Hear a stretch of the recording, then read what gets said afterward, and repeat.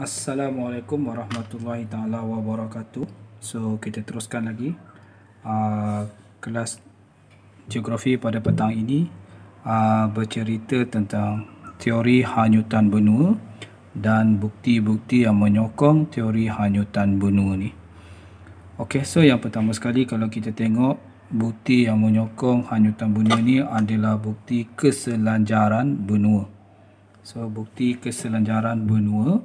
So kalau kita tengok di sini, apa yang dimasukkan dengan bukti keselanjaran benua ini adalah garisan pinggir pantai di beberapa benua boleh dicantumkan walaupun telah dipisahkan oleh lautan yang luas.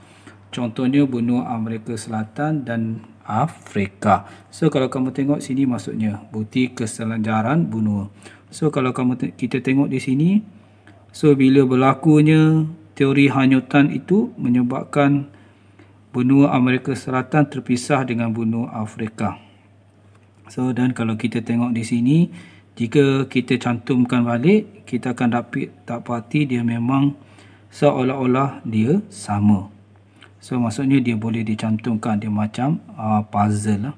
So dia boleh dicantumkan dan inilah maksudnya teori keselanjaran benua. So kita tengok di sini di Afrika Selatan, Amerika Selatan dan juga benua Afrika. So kita nampak tu. So kita nampak dia selanjar di sini dan selanjar di sini. So itu bukti yang pertama, iaitu bukti keselanjaran benua. Kemudian kita tengok kepada bukti yang seterusnya. Bukti yang seterusnya adalah bukti fosil. Fosil ini bermaksud tumbuhan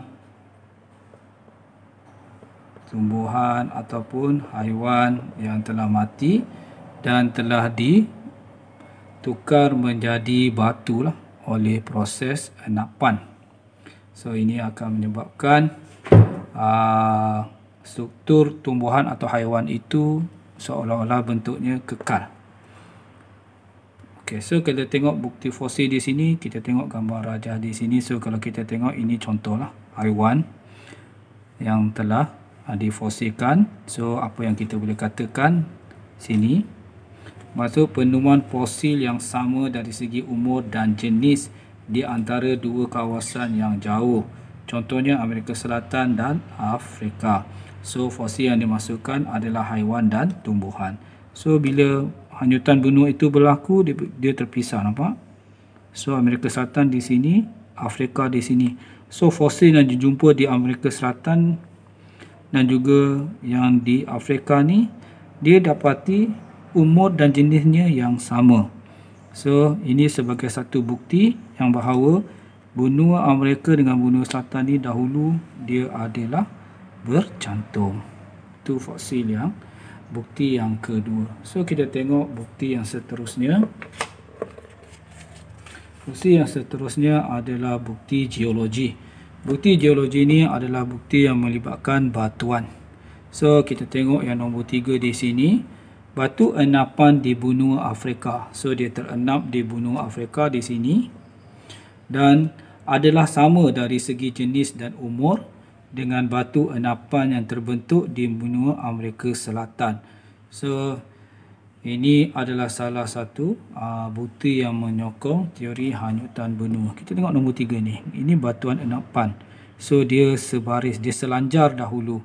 Tapi apabila hanyutan benua berlaku, dia telah terpisah. Dan apabila dikaji batuan di Afrika ini, dan dia dapati sama dari segi jenis dan umur pada yang berlaku di Amerika Selatan, yang sama di Amerika Selatan. So ini menyokonglah teori bahawa suatu masa dahulu benua Afrika dan Amerika ni dia bercantum. Kemudian kita tengok lagi satu bukti adalah gunung lipat. So gunung lipat kalau kita tengok di sini di Greenland mempunyai sifat yang sama dengan gunung lipat di benua Afrika. So bila dia terpisah Greenland dengan Eropah, dapati bahawa gunung lipat ni mempunyai struktur yang sama dan jenis yang sama, sifat yang sama di antara yang terdapat di Greenland dan juga di benua Eropah. Itu bukti yang keempat.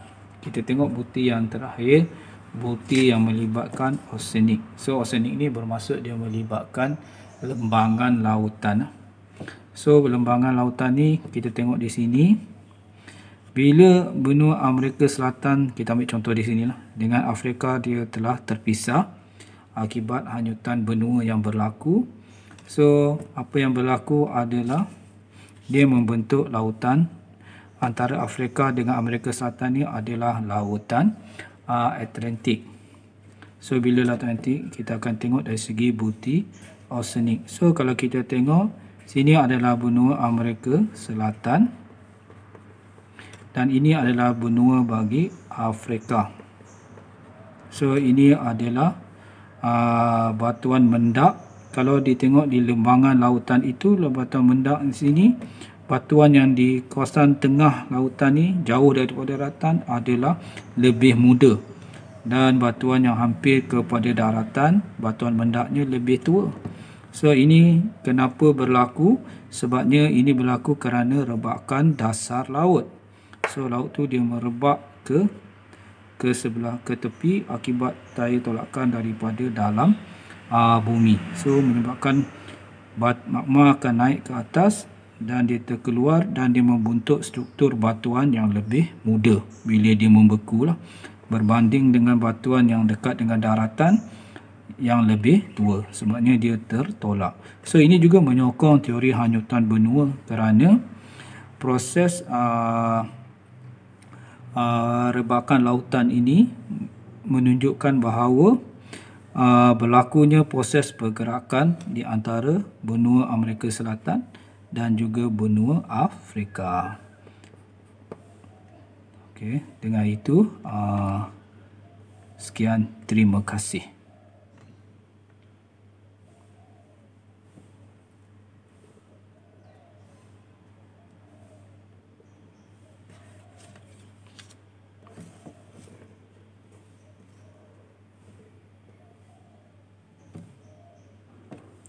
Terima kasih.